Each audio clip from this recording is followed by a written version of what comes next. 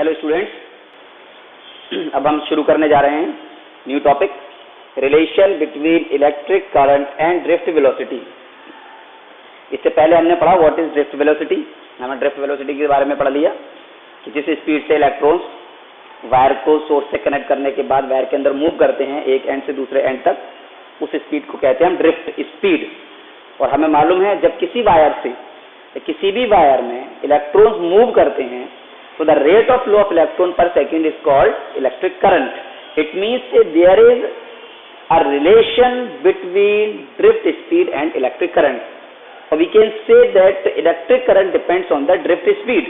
तो जो electric current है वो ड्रिफ्ट स्पीड पर डिपेंड किया करता है।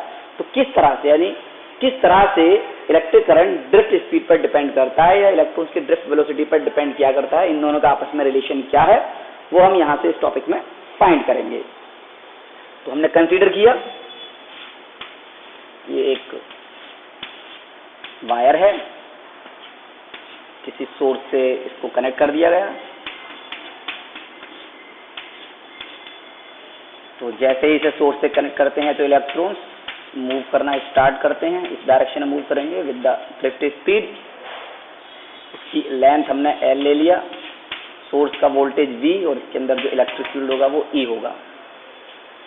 तो अब हमें फाइंड करना है रिलेशन। तो हमने क्या किया, हमने कंसीडर कर लिया let n be the number of electron per unit volume. Electric current find करने के लिए हमें पता होना चाहिए number of electrons means charge, हमें टोटल चार्ज पता होना चाहिए। और टोटल चार्ज Q पता होने के लिए Ne यानी कि electron N into E, number of electron into E। तो अगर मुझे चार्ज फाइंड करना है तो सबसे पहले मुझे पता होना चाहिए कि उसमें नंबर ऑफ इलेक्ट्रॉन्स कितने हैं। तो अब ये वायर है, काफी बड़ा वायर है, इसका अपना वॉल्यूम होगा, इसका एरिया ऑफ क्रॉस सेक्शन यहाँ A होगा। तो हमने पर यूनिट वॉल्यूम में इसके नंबर ऑफ इलेक्ट्रॉन मान लिए। तो टोटल इलेक्ट्रॉन्स, पहले टोटल वॉल्यूम निकालता हूं मैं इसका। टोटल वॉल्यूम कैसे होगा यहाँ समझ लेंगे हम। ये सिलेंडर की शेप में है तो सिलेंडर का वॉल्यूम हुआ करता है pi R square H, volume of cylinder pi R square H, where pi R square होता है एरिया ऑफ क्रॉस सेक्शन। जो सर्कुलर एंड होता है, सर्कुलर एंड का एरिया होता है पाई आर स्क्वायर। तो इसको हमने ए मान लिया, A means area of cross section. H हुआ करती है हाइट ऑफ सिलेंडर, यानी अगर सिलेंडर इस तरह से रखा हुआ है तो ये इसकी एच लेते हैं। ये एच क्या है, यहाँ पर एल है हमारा, तो हमने इसको एच की जगह एल, तो वॉल्यूम आ गया ए इंटू एल। तो यहाँ से हमने मान लिया जो टोटल वॉल्यूम आएगा इस वायर का वो एरिया इंटू लेंथ, यानी कि length breadth into height, 3 dimension का जो मल्टीप्लाई कर देते हैं, प्रोडक्ट कर देते हैं, वॉल्यूम के बराबर आ जाया करता है। ए फॉर 2 डायमेंशन हो गई, ये 3rd डायमेंशन होगी इसकी, तो तीनों डायमेंशन का मल्टीप्लाई हो गया हमारे पास। तो pi square H area of cross section into length of wire, ये वॉल्यूम आ गया। तो अब हमें यहाँ लिखने की जरूरत नहीं है। अब हम यहाँ लिखेंगे total electrons, total number of electrons कितने होंगे। तो वो जो टोटल नंबर ऑफ इलेक्ट्रॉन्स हैं वो हमने यहाँ कैपिटल N मान लिए। कितने हो जाएंगे, number of electron per unit volume कितने हैं हमारे पास, N है, इस N का मल्टीप्लाई कर देंगे हम टोटल वॉल्यूम में AL। तो ये हमारे पास NaL क्या आ गए, टोटल नंबर ऑफ इलेक्ट्रॉन्स आ गए। N का मतलब है number of electrons per unit volume. For example अगर इस वायर का वॉल्यूम था 10 मीटर क्यूब, वॉल्यूम कितना था 10 मीटर क्यूब, और हमसे ये कहा गया कि इसके 1 मीटर क्यूब में, यानी कि यूनिट का मतलब है 1 मीटर क्यूब में जो है वो 5 इलेक्ट्रॉन है। अगर इसके 1 मीटर क्यूब में, 1 मीटर क्यूब वॉल्यूम में इलेक्ट्रॉन्स कितने, 5 इलेक्ट्रॉन्स हैं, तब अगर मुझसे कहा जाए कि इसके टोटल वॉल्यूम यानी 10 मीटर क्यूब में कितने इलेक्ट्रॉन होंगे, तो अगर मुझे 1 के लिए मालूम है तो 10 के लिए निकालने के लिए मैं 10 5 से 50 मल्टीप्लाई कर सकता हूँ, मैं मुझे टोटल इलेक्ट्रॉन्स मिल जाएंगे। इसी तरह से इसके यूनिट वॉल्यूम में हमने, यानी पर यूनिट, यूनिट वॉल्यूम मतलब 1 मीटर क्यूब या 1 सेंटीमीटर क्यूब या 1 mm क्यूब, जो भी यूनिट हम यूज कर रहे हैं, उसके 1 में 1 यूनिट में इलेक्ट्रॉन्स जो है वो N है नंबर ऑफ इलेक्ट्रॉन्स। अब मुझे इसके टोटल इलेक्ट्रॉन्स चाहिए कि इस पूरे वायर में कितने इलेक्ट्रॉन्स होंगे। तो यहाँ पर वॉल्यूम है, यूनिट वॉल्यूम में N है, तो इसीलिए मुझे इसका पूरा वॉल्यूम फाइंड करना होगा। पहले पूरा वॉल्यूम है इसका A इंटू एल, और उस पूरे वॉल्यूम का N से मल्टीप्लाई करने पर मुझे टोटल इलेक्ट्रॉन निकल आए, इतने इलेक्ट्रॉन इस वायर में मूव कर रहे हैं, यानी इस एंड से एंटर कर रहे हैं और इस एंड पर एग्जिट कर रहे हैं। तब टोटल चार्ज कितना आ गया यहाँ पर, टोटल चार्ज जो मूव करेगा, टोटल चार्ज Q, चार्ज होता है n into E, as we know total number of electron into E. ये n इंटू ई एक स्मॉल है, यहाँ पर स्मॉल को हमने पर यूनिट वॉल्यूम के लिए शो किया है, कैपिटल को टोटल इलेक्ट्रॉन के लिए। तो टोटल नंबर ऑफ इलेक्ट्रॉन को मैं इलेक्ट्रिक चार्ज से मल्टीप्लाई कर दिया, चार्ज ऑन वन इलेक्ट्रॉन पर, तो मेरे पास आ गया NaLe। This is the total charge.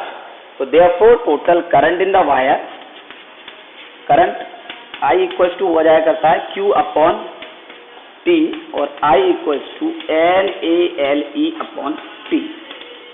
ये क्या आ गया हमारे पास, इस वायर में फ्लो होने वाला करंट आ गया।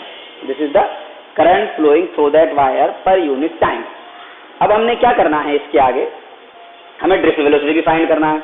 तो अब हमें मालूम है कि इसकी ड्रिफ्ट स्पीड हमने Vd ले लिया, कि जो Vd जो है वो क्या है, इसका ड्रिफ्ट स्पीड है। आगे देखते हैं इसको।